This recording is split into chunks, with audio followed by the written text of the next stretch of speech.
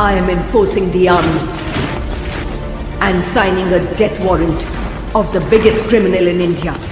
कहते हैं ना हर पिक्चर में कोई एक होता है। तुझे देखकर मुझे ऐसा ही लगा। कौन हीरो? नहीं, villain.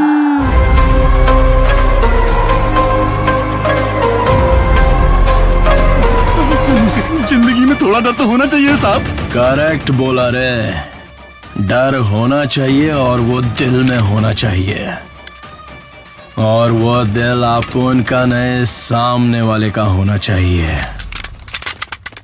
May I come in? वो इतना बड़ा गैंगस्टर था? गैंग लेकर आने वाले होते हैं गैंगस्टर, वो अकेला आता था। मॉन्स्टर।